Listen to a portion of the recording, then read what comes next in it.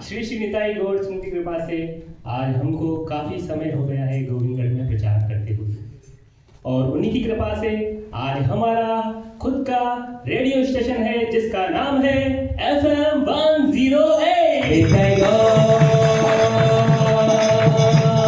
हरि बोल, गाते रहो, गाते रहो, निताई गौर, हरि बोल, गाते रहो, बजाते रहो। तो मैं आपका आरजे रघुपति दास आप सबका स्वागत करता हूं हमारे रेडियो स्टेशन FM 108 पर। और आज का यह एपिसोड कुछ खास होने वाला है, क्योंकि आज हम हमारे स्टूडियो में इनवाइट करेंगे कुछ विशेष प्रकार के भक्तों का, और ये वीर भक्त आज हमारे साथ जुड़ेंगे और शेयर करेंगे अपने अनुभव और अनुभूतियां हम सब के साथ में। तो लेकिन आप ये जान लें और समझ लें कि ये भक्त कोई साधारण भक्त नहीं है, ये है महान वैष्णव भक्त। तो आप खुद ही समझ जाएंगे। तो स्टार्ट करते हैं हमारा एपिसोड। तो सबसे पहले मैं इनवाइट करना चाहूंगा हमारे स्टूडियो में श्रीमान भक्तवत्सल प्रभु जी को।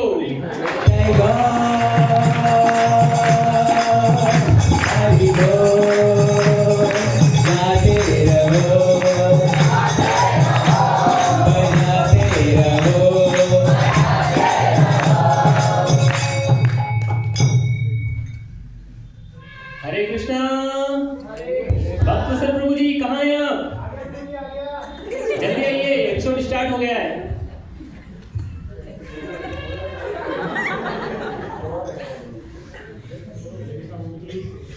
हरे कृष्णा प्रभु जी, दंडवत प्रणाम। हरे कृष्णा प्रभु जी, दंडवत प्रणाम। प्रभु जी ये क्या है? अरे प्रभु जी, मुझे बताया गया था यहाँ कोई प्रोग्राम है, उसमें प्रसाद का तो लिखा ही नहीं था, तो मैंने सोचा क्यों ना अपना प्रसाद साथ में लेकर चल लूँ। वैसे यहाँ कुछ है प्रसाद की व्यवस्था? नहीं नहीं प्रभु जी, आप भूल गए। क्या प्रभु जी? आज एकादशी है। एकादशी है तो क्या हुआ, एकादशी के दिन फीस्टिंग नहीं होती क्या? लेकिन प्रभु जी, मैंने तो सुना था कि आप एकादशी के दिन एक ही बार खाते हैं। हाँ, एक ही बार खाता हूँ, सुबह एक बार, दोपहर को एक बार और रात को एक बार। वेरी नाइस प्रभु जी। प्रभु जी, क्या आप हमारे श्रोतागणों को बताएंगे कि आपका सबसे फेवरेट मंत्र कौन सा है? प्रभु जी, 4 वेद, 18 पुराण, 108 उपनिषद सब खंगाल चुका हूँ मैं, और सब खंगालने के बाद एक ही मंत्र है जो मुझे समझ आया है, और वही मुझे सबसे प्रिय है। प्रभु जी जल्दी बताइए, हमारे श्रोतागण एक्साइटेड हो रहे हैं। वह मंत्र है महाप्रसादे गोविंदे। एक मिनट प्रभु जी, आपका प्रसाद के प्रति इतना लगाव कैसे है? प्रभु जी, सच बताऊं तो एक मिनट दीजिएगा। भक्ति में आने से पहले ठीक ऐसा पतला दुबला हुआ करता था। लोग मुझ पे हंसते थे, मेरा मजाक उड़ाते थे। मैंने बहुत प्रयास किया पर मेरा वजन बढ़ ही नहीं रहा था, और मैंने न जाने क्या क्या नहीं किया। मैंने प्रोटीन के डब्बे खाए, माइक्रो न्यूट्रिएंट्स खाए, लेकिन कुछ असर नहीं दिखा। लेकिन भक्ति में आने के बाद प्रसाद की ऐसी कृपा हुई मुझ पर कि वजन बढ़ता ही चला जा रहा है। साफ शब्दों में कहूँ तो कार्य ऐसी प्रगति पे है जो रुकने का नाम नहीं ले रहा है। और प्रभु जी, एक कारण और है। क्या? जब मैं भक्ति में नया नया आया था तो मैंने अपने भक्तों से सुना था कि हमें प्रभुपाद के लिए और कृष्ण के लिए कुछ बड़ा करना चाहिए। बिल्कुल। अब मैं ठहरा बद्ध जीव, मेरे बस की और कुछ तो है नहीं, तो मैंने सोचा क्यों ना प्रसाद खा खा के अपनी तोंदी बड़ी कर लूं। प्रभु जी, हमारे वैष्णव संप्रदाय में बहुत सारे ग्रेट डिवोटीज हुए हैं, तो आपके सबसे फेवरेट डिवोटी कौन है? मेरे सबसे फेवरेट डिवोटी जय ओम विष्णुपाद परमहंस परिव्राजकाचार्य पांडुपुत्र श्री भीमसेन जी हैं। हरि बोल।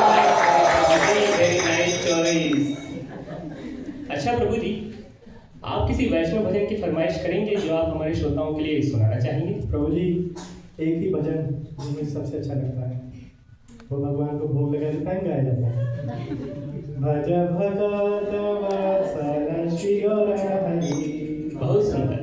इस भजन के बोल लिखे हैं श्री भक्ति विनोद ठाकुर जी ने, और इस भजन को आवाज देंगे श्रीमान रघुनंदन निताई दास प्रभु जी। लेकिन इस भजन की फरमाइश सुनने से पहले हम यह जान लें कि श्रील प्रभुपाद अपनी शिक्षाओं में प्रसाद खाने के विषय में क्या कहते हैं। श्रील प्रभुपाद बताते हैं श्रीमद् भागवतम के 7वें स्कंद के 13वें अध्याय के 16वें और 17वें श्लोक के तात्पर्य में श्रील भक्ति सिद्धांत सरस्वती ठाकुर नहीं चाहते थे कि उनके शिष्य कालांतर में अत्यंत मोटे हो जाएं। वे अपने मोटे शिष्यों को भोगी इंद्रियों को भोगने वाले बनते देखकर अत्यंत चिंतित होते थे।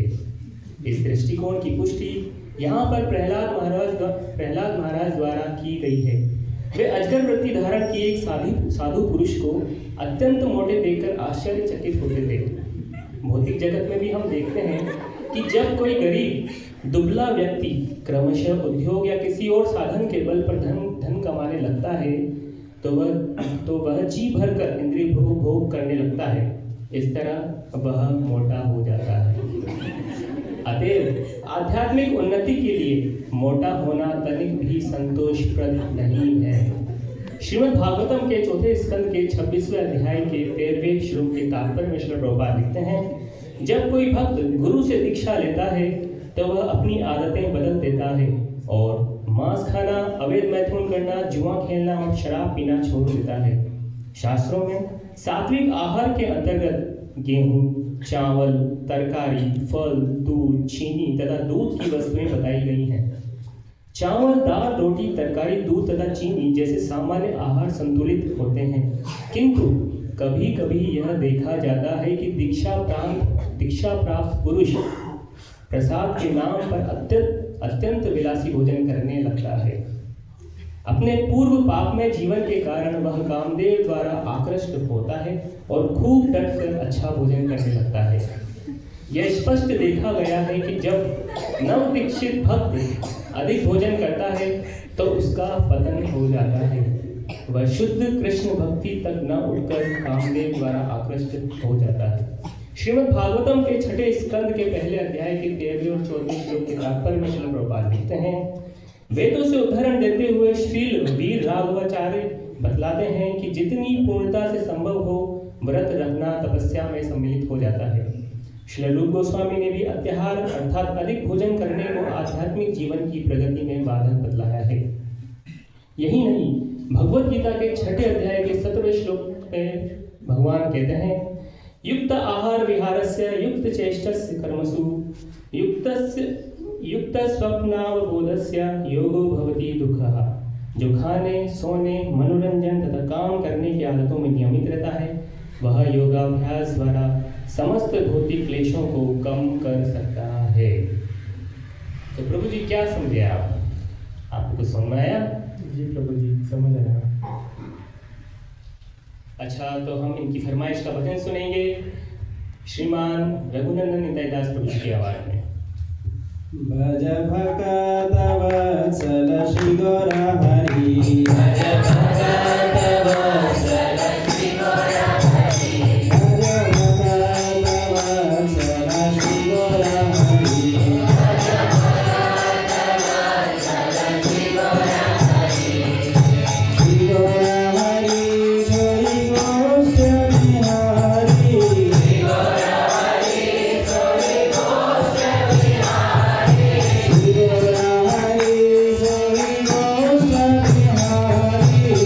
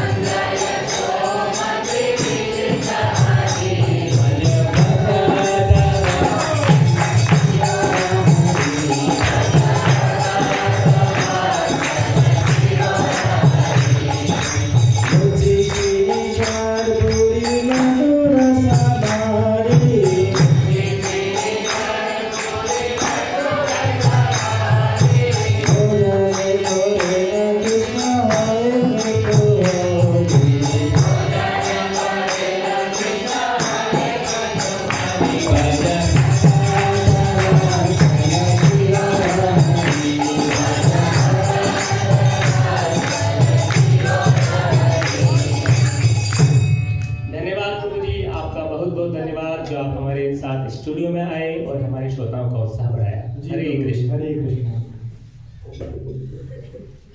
हरे कृष्णा। अब हम बुलाना चाहेंगे अपने अगले मेहमान को, जो बहुत खास हैं, और उनका नाम है भक्त संजीव। निताई गौर हरि बोल, गाते रहो बजाते रहो। निताई गौर हरि बोल, गाते रहो बजाते रहो।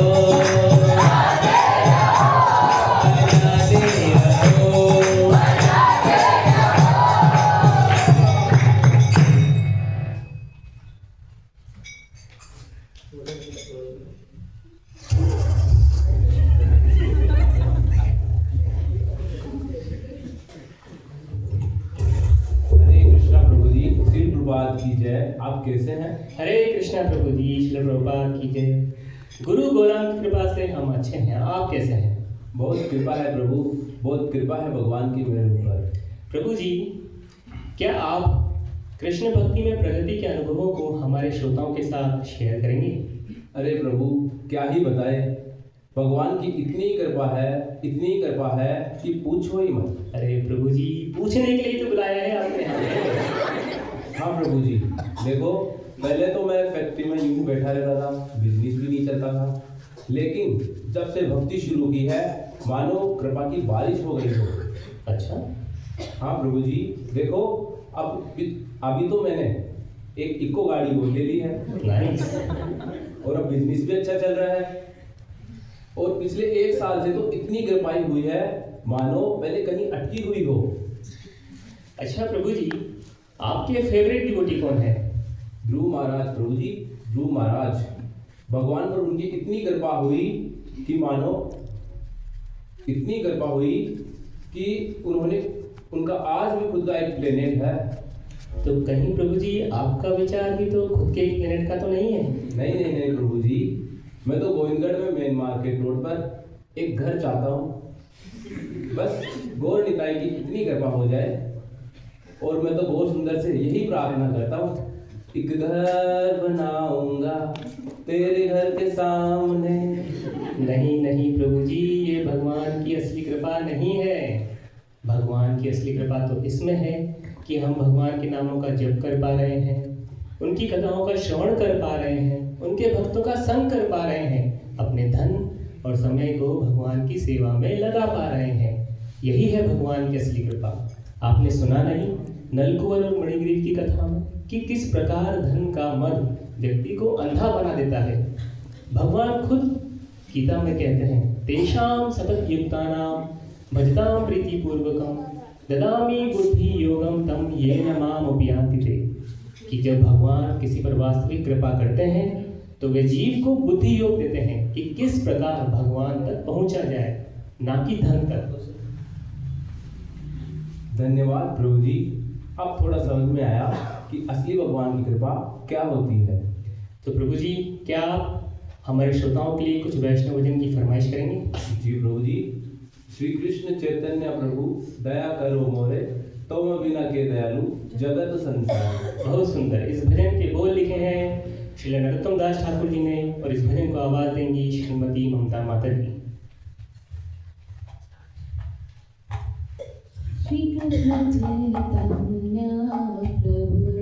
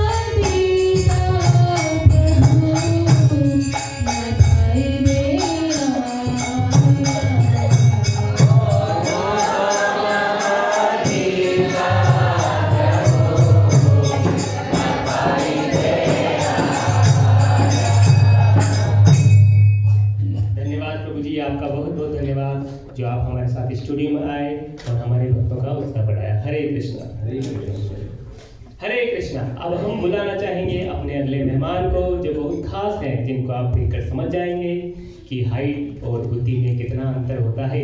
तो अब हम बुलाना चाहेंगे भक्त गणेश।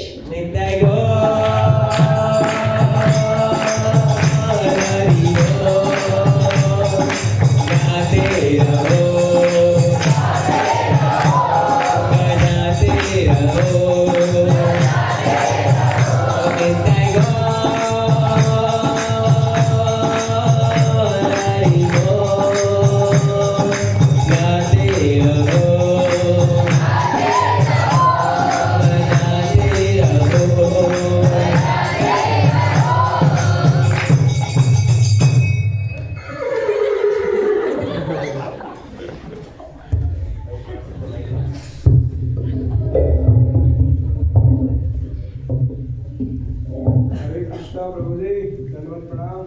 हरे कृष्णा प्रभु जी, दंडवत प्रणाम। प्रभु जी, कई दिन हो गए आपका कीर्तन सुने हुए, और आजकल आप सुबह शाम की आरती कीर्तन में भी नहीं दिखते। जी प्रभु जी, आप कह तो बिल्कुल सही रहे, पर आपसे क्या छुपा हुआ है प्रभु। ठंड का इतना प्रकोप है कि थोड़ी समस्या हो जाती है। वैसे मैंने सुना अदर ड्यूटीज में नहीं आ रही। हाँ, बहुत कम ड्यूटी जाते हैं मंगला में।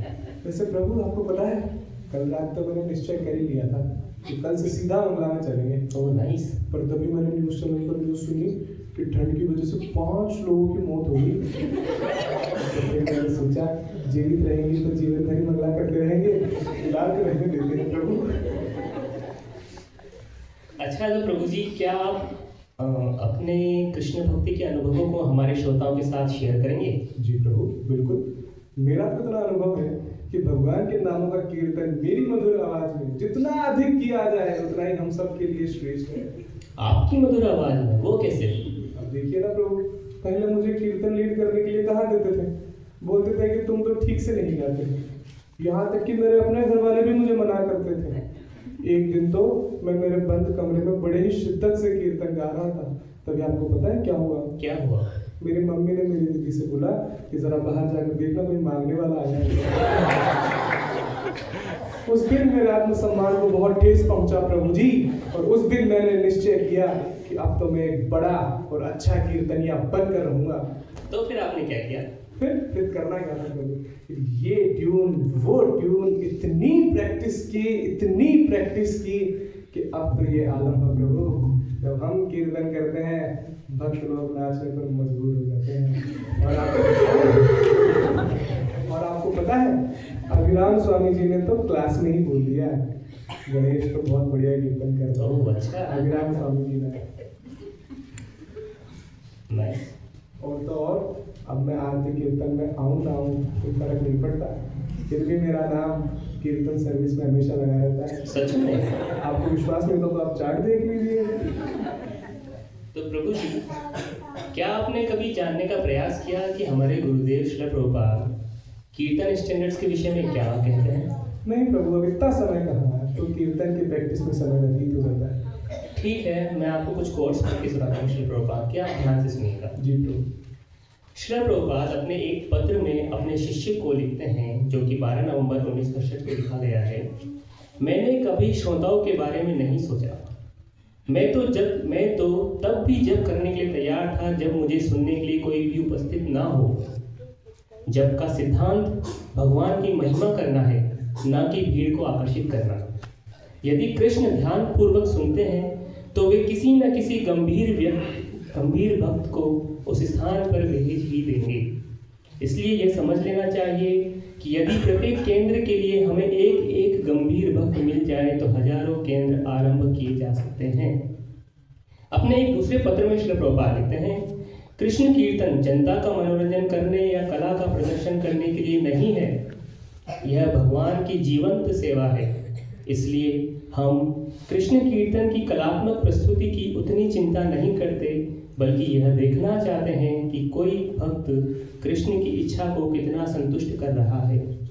श्रील प्रभुपाद श्री सतस्वरूप गोस्वामी जी को लिखते हैं, यदि हम कीर्तन की शैली पर बहुत अधिक जोर देने लगे तो केवल नकल ही चलती रहेगी। भक्ति भाव ही मुख्य तत्व है। यदि हम वाद्य यंत्रों और शैली पर अधिक बल देंगे तो ध्यान शैली की ओर जाएगा और यह आध्यात्मिक हानि होगी। जी प्रभु, ये सब तो मैंने कभी सोचा ही नहीं था। तो प्रभु जी, बेस्ट यही होता है कि हमको जो भी सेवा मिली है तो हम ये जान लें, समझ लें कि श्रील प्रभुपाद ने उसके बारे में क्या कहा है। यदि हम उसको समझ लेंगे तो उस सेवा को अच्छे से कर पाएंगे। तो प्रभु जी, आप हमारे श्रोताओं के लिए किसी भजन की फरमाइश। जी प्रभु, मैं चाहूँगा कि आप हमारे श्रोतागण को एक वैष्णव भजन सुनाएं। इसका नाम है गाय गौरा मधुर स्वरे। बहुत सुंदर। इस भजन के बोल लिखे हैं श्री भक्ति विनोद ठाकुर जी ने और इस भजन को आवाज देंगे भक्त वामन। गाय गौरा मधुर स्वरे,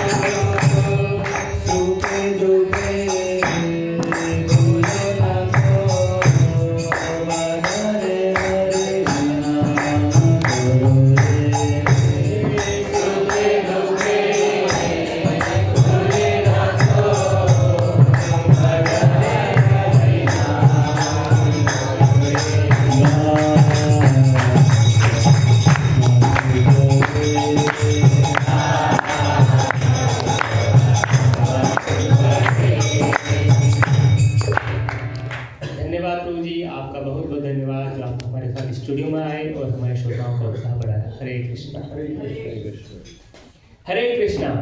अब हम बुलाना चाहेंगे अपने अगले मेहमान को, जिनका नाम है भक्त कमल।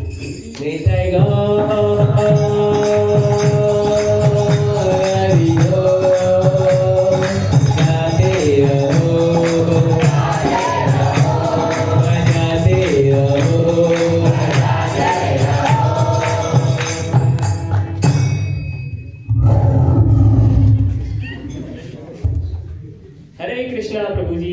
अरे प्रभु जी, गुरु जी बोलो गुरु जी। प्रभु जी तो आप सभी को बोलते हो। ठीक है गुरु जी, बैठिए। क्या हुआ गुरु जी, इधर उधर क्या देख रहे हैं? अरे आप भक्तों का स्वागत माला पहना के नहीं करते? हमारे यहाँ कैंसर पर तो डेली शाम को लेक्चर से पहले राघव प्रभु जी को माला पहनाई जाती है। ओह माफ कीजिएगा प्रभु जी। हरे कृष्णा प्रभु जी, उनको माला पहनाइए।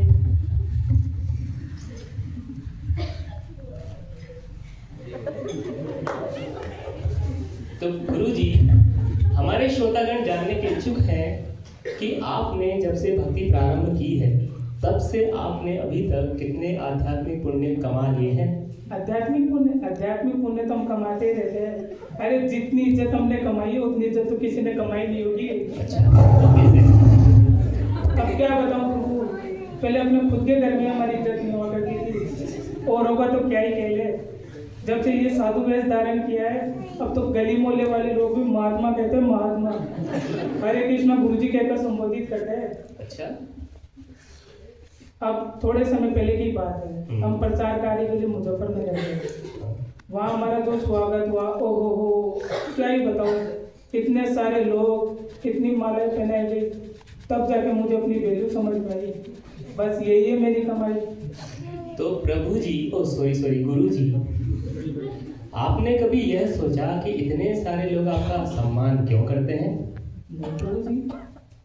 ठीक है, मैं आपको एक स्टोरी सुनाता हूँ, ध्यान से सुनिएगा।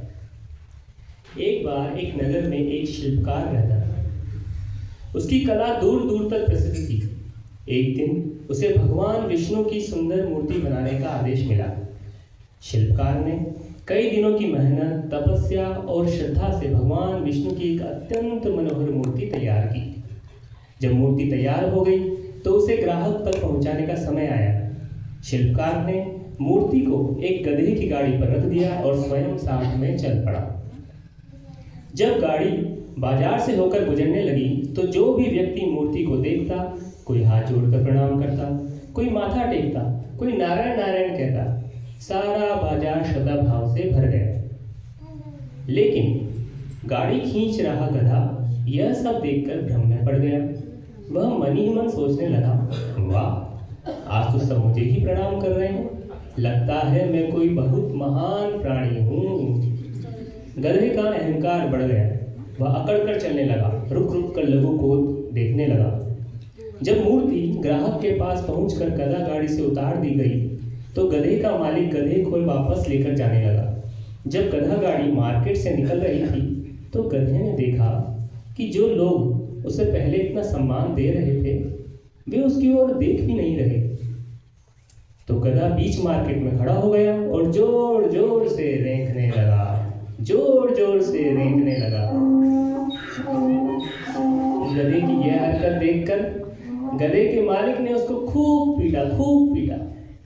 तब जाकर गधे का मिथ्या अहंकार खत्म हुआ और चुपचाप सीधे सीधे चलने लगा। हमारी स्थिति भी कई बार उस गधे जैसी हो जाती है।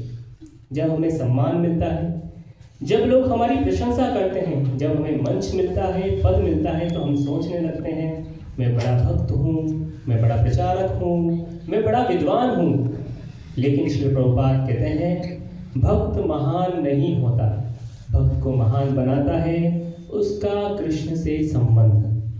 श्री प्रभुपाद कहते हैं कि जैसे भक्त सोच श्रील प्रभुपाद कहते हैं जैसे ही भक्त सोचता है कि मैं महान हूँ, उसी क्षण उसका पतन हो जाता है।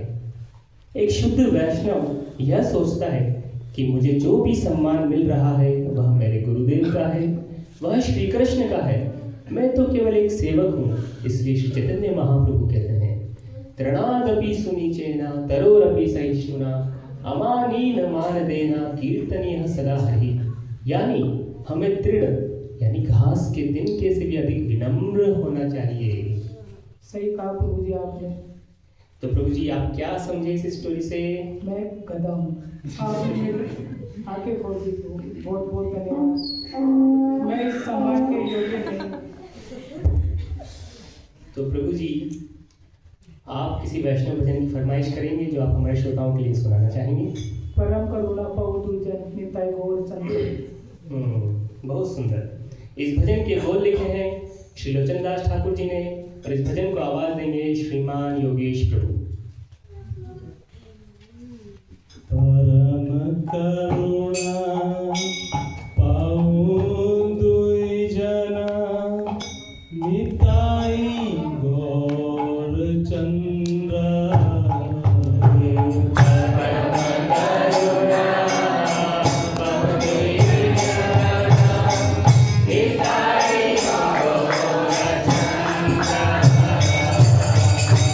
सब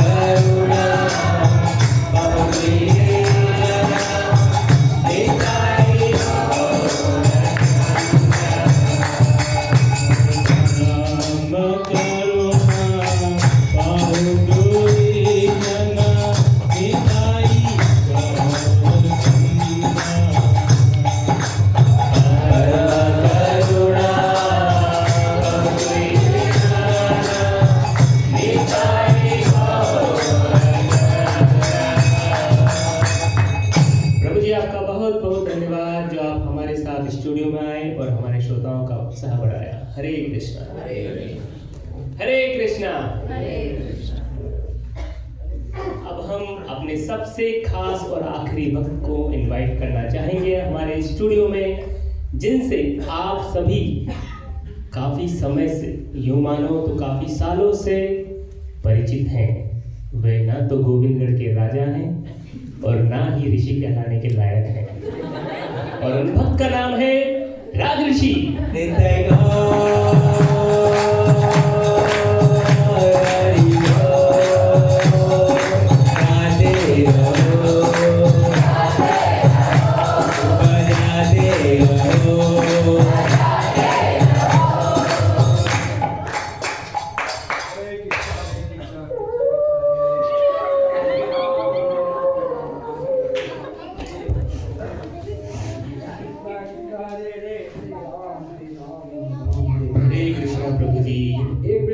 लास्ट के 2 राउंड होने वाले हैं। हरे कृष्णा कृष्णा कृष्णा हरे हरे राम राम राम हरे हरे हरे कृष्णा कृष्णा कृष्णा हरे हरे राम राम हरे हरे हरे कृष्णा बताइए। हरे कृष्णा प्रभु जी समझ में नहीं आया, लास्ट के 2 राउंड वो भी एक साथ? दोनों हाथों से कर रहा हूँ ना प्रभु जी। मैं बहुत मल्टीटास्किंग हूँ, जब करते हुए और भी बहुत सारे काम कर लेता हूँ। अच्छा प्रभु जी, कोई इम्पोर्टेंट मैसेज जो आप हमारे श्रोताओं के लिए देना चाहेंगे? जी बिल्कुल। हरे नाम केवलम कलो नास्तेव नास्तेव नास्तेव गतिरन्यथा। जय प्रभु जी, आपके हरिनाम के प्रति इतनी रुचि कैसे है? सभी समस्या का समाधान केवल हरिनाम हरिनाम हरिनाम। 16 वाला रोज का जीवन कटेगा मौज का। ये करते रहो, सारी समस्या अपने आप सॉल्व हो जाएगी। जैसे अब आप मुझे ही देख लो। पहले मुझे रात रात भर नींद नहीं आती थी।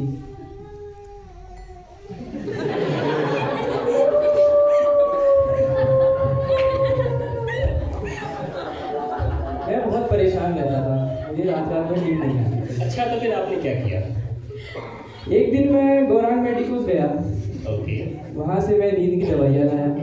अच्छा, तो आपकी नींद की प्रॉब्लम सॉल्व हो गई? नहीं प्रभु जी, नींद तो नहीं है, लेकिन डिप्रेशन जरूर है। डिप्रेशन वो कैसे? 1 मिनट प्रभु जी बताओ।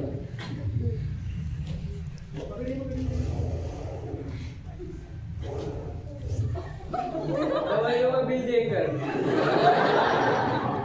अरे प्रभु जी समय कैसे सुने? अच्छा प्रभु जी, तो आपकी नींद की प्रॉब्लम कैसे सॉल्व हुई?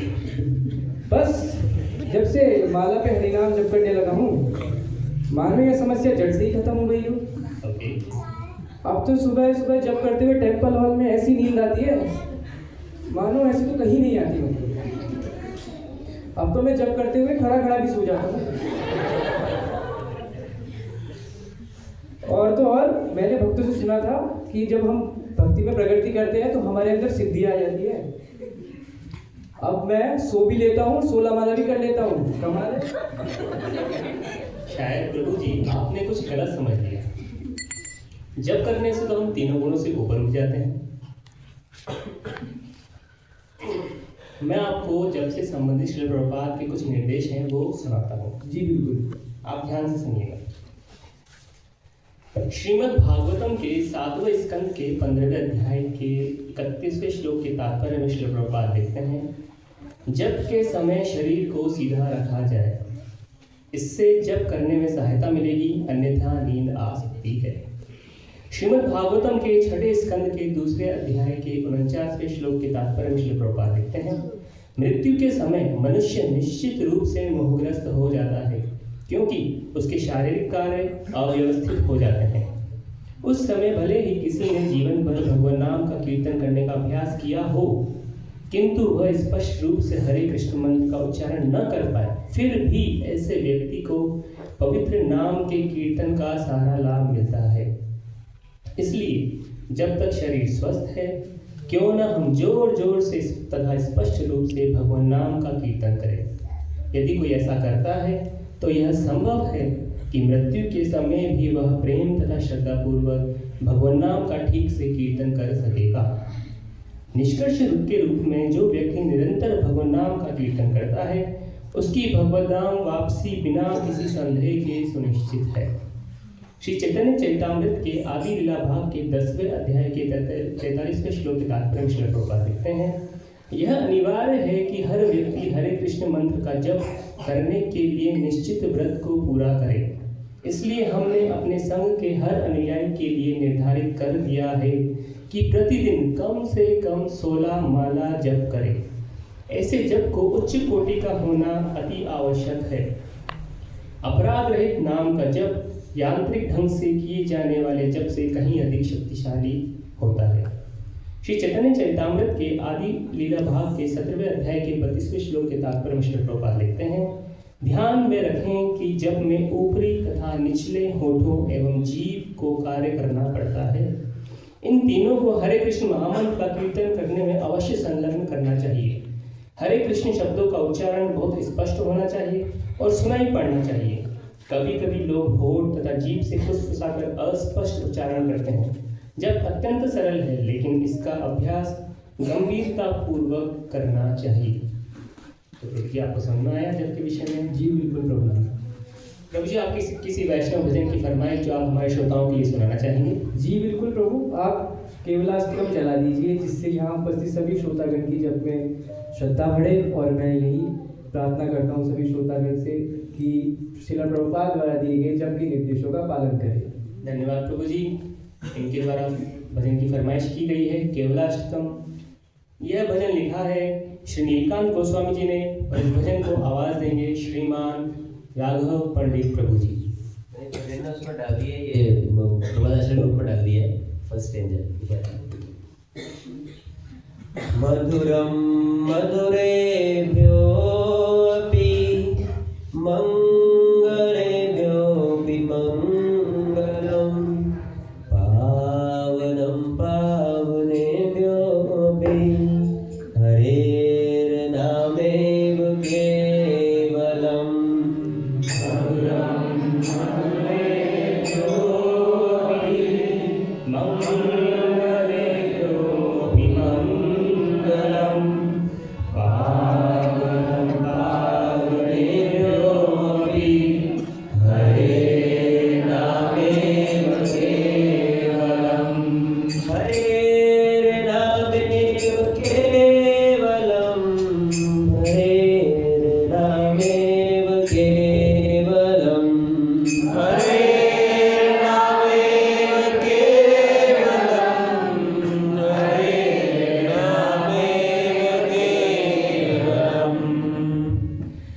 तो आपका बहुत बहुत धन्यवाद प्रभु जी, आप हमारे साथ स्टूडियो में आए और हमारे श्रोताओं का उत्साह बढ़ाया। हरे कृष्णा, हरे कृष्णा। तो आज हमने इस एपिसोड में अलग अलग भक्तों के अनुभव सुने और साथ ही श्रील प्रभुपाद के निर्देशों को सुना।